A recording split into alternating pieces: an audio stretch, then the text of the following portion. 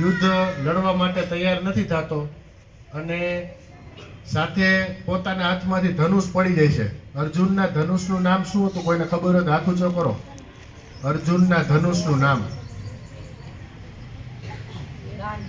સરસ, ગાંડીવ. અર્જુનના ધનુષનું નામ હતું ગાંડીવ.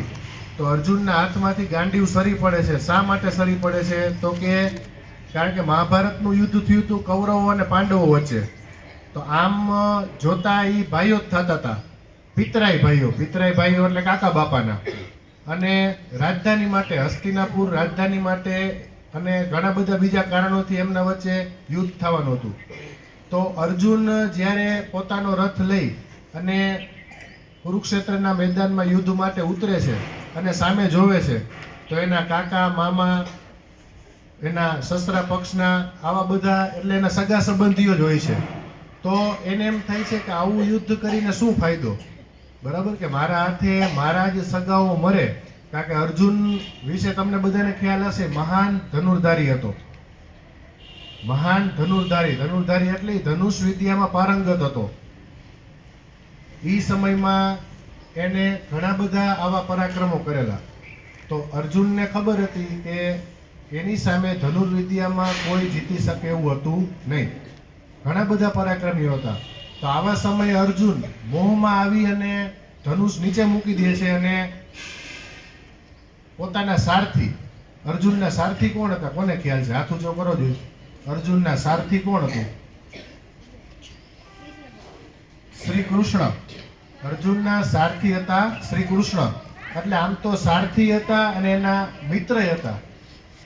કારણ કે ભગવદ્ ગીતામાં ઘણી જગ્યાએ તમે જો વાંચ્યું હોય અથવા ક્યાંક ધ્યાનમાં આવ્યું હોય તો એને સખા કહીને સંબોધે છે. સખા એટલે મિત્ર, સંસ્કૃત શબ્દ છે.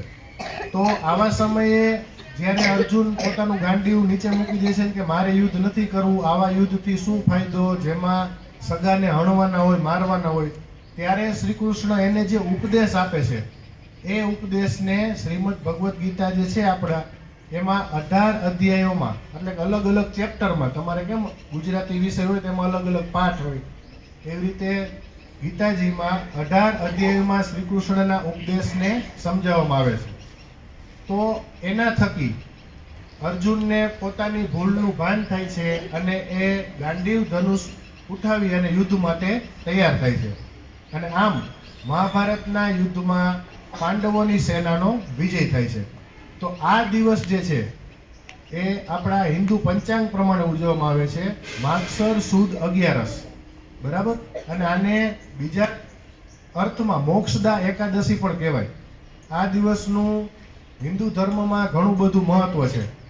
તો આપણે શાળામાં સોમવારે આપણે રજા છે ગીતા જયંતીની, બરાબર. તો આ દિવસે જેટલાના ઘરમાં ભગવદ્ ગીતા હોય તો એના અધ્યાયનું પઠન કરવું. ભગવદ્ ગીતા માત્ર આપણે ધાર્મિક જ્ઞાન માટે નહીં, આપણા જીવનમાં પણ ઘણું ઉપયોગી થાય.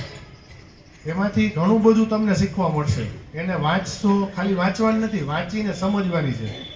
જીવનની દરેક પરિસ્થિતિનો ઉકેલ, દરેક મુશ્કેલીનો સામનો કેવી રીતે કરવો, એ બધું એમાંથી મળી રહે.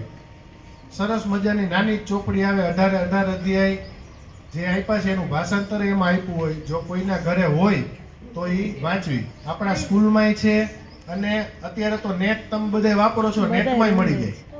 નેટમાં તમારે તો એનાથી તમને તમારા જીવનમાં પણ ઘણો બધો ફાયદો થશે. તો આ દિવસનું અનેરું મહત્વ છે.